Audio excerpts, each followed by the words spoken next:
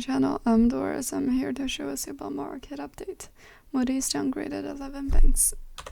U.S. banks' deposits fell again last week, while Moody's downgraded 11 regional banks, suggesting the country's financial system remains fragile after a series of bank failures. Seasonally adjusted data released by the Fed on Friday showed that U.S. bank deposits fell $76.2 billion to 17.2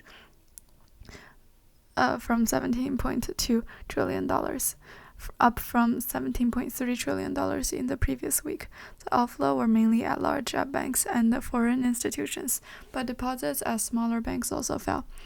American bank deposits began to fall after a sharp increase in the previous week, but bank lending rose for a second straight week, led by residential and consumer loans, suggesting credit conditions are stabilizing.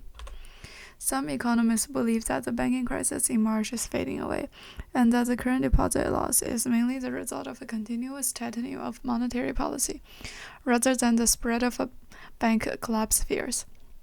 The results came after results from several regional banks this week, with banks including Western Alliance, Fifth Third, and the Truist Financial Corporation, said the outflows has stabilized. Fed officials are closely monitoring data on bank lending and deposits after the banking crisis and the most aggressive round of rate hikes in 40 years. Some policymakers worry about the possible sharp tightening of credit conditions, leading to a slowdown in the economy and inflation, weakening the expectations of a Fed rate hikes. On the same day, rating agency Moody's downgraded the ratings of 11 regional banks, including United Bank, Bank of Hawaii, Zions, Western Alliance, and First Republic Bank. Moody's believes the risks of these banks in managing their assets and liabilities are becoming increasingly apparent and putting pressure on profitability. A series of recent events have raised questions about whether some banks' deposits and operations should be reassessed. Moody's noted that the U.S. housing market appeared to have more negative signals, with not only commercial real estate but also some frightening news from the housing market, deepening fears of a housing market collapse, while regional banks have considerable exposure to commercial real estate. Rating agency suggests that the U.S. financial banking system was not fully capitalized and had significant unrealized losses in its securities assets. Zions, for example, has a significant unrealized loss in its securities portfolio, and its capital position is deteriorating. It's worth noting that the Fed's latest balance sheet data, released on Thursday, showed that the Fed's emergency lending to Bank of America rose for the first time in 5 weeks, and indicating that the financial pressure remained lingering after a series of bank failures last month.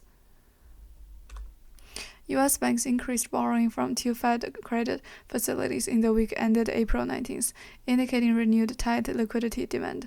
U.S. financial institutions collectively borrowed $142.9 billion in the week, up from $139.5 billion in the previous week. America will fix loopholes in its financial regulation.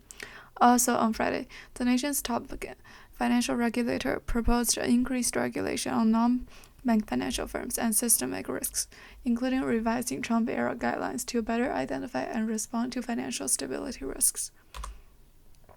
On the same day, Financial Stability Oversight Commission unanimously approved a proposed framework for analyzing financial stability risks, designed to give the public more transparency about how the Council identifies, evaluates, and addresses potential risks to financial stability.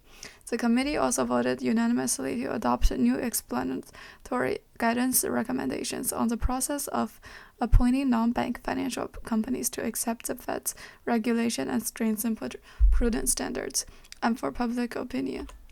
U.S. Treasury Secretary Janet Yellen said, "Today's proposal is important to ensure that the Commission has a rigorous approach to identify, assess, and address the risks to our financial system.